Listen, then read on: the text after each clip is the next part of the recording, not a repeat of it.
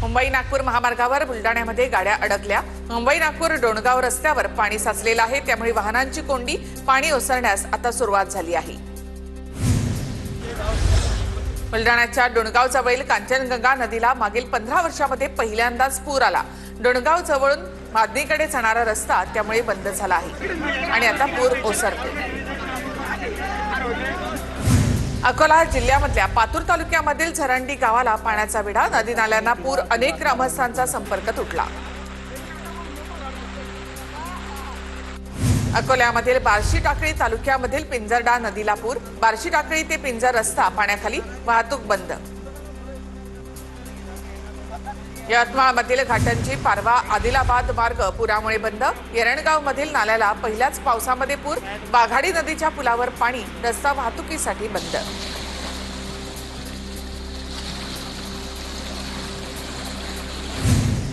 अर्ध्याच्या डिगडोह इथे पुराच्या पाण्यामध्ये अडकलेल्या 3 मुलांना वाचवलं। यशोदा नदीला अचानक पूर आल्यामुळे अडकले। आपत्ती व्यवस्थापन दल आणि अग्निशमन दलाने बचाव कार्य केलं।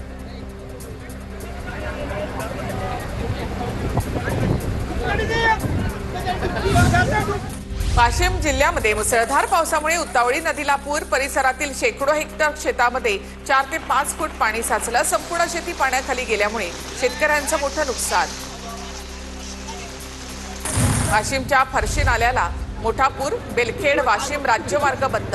वाशिम आणि शिरपूरकडे जाणारी वाहतूक ठप्प। मुसळधार पावसाने वाशिम जिल्ह्याला चांगलंच झोडपलं। पिंपरी सरहद गावाला पुराचा वेढा।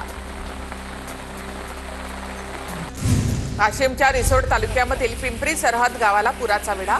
सर्व बाजूनी पुराचं पाणी आल्यामुळे गावकऱ्यांना बाहेर पडणं कठीण। पुराच्या पाण्यामुळे विद्यार्थ्यांना शाळेमध्ये जाण्यासाठी अडचण।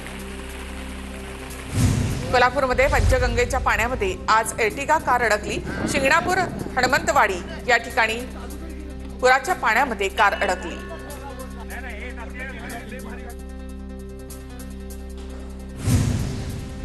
बुलडाण्यामध्ये डोणगाव ते आरेगाव रस्त्यावरील नाल्याला पूर। अनेक गावांचा संपर्क तुटला। मुसळधार पावसामुळे जनजीवन विस्कळीत।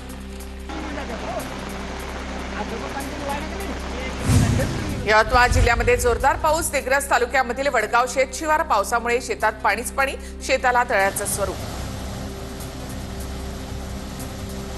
जळगावच्या चाळीसगाव परिसरामध्ये पावसाची हजेरी। रखडलेल्या पेरणी कामांना वेग येणार। शेतकऱ्यांवरील दुबार पेरणीचं संकट टळलं। नंदुरबार जिल्ह्याच्या सातपुड्याच्या दुर्गम भागामध्ये मुसळधार पाऊस। अक्कलकुवा तालुक्यामधील एका जिल्हा परिषद शाळेच्या इमारतीला गळती। शालेय विद्यार्थ्यांची तारांबळ। नांदेडमध्ये सुमारे 15 दिवसांच्या खंडानंतर जोरदार पावसाची हजेरी। किनवटच्या पैनगंगा नदीवरचा सहस्त्रकुंड धबधबा प्रवाही। पैनगंगा नदी जवळपास दुथडी भरून वाहते।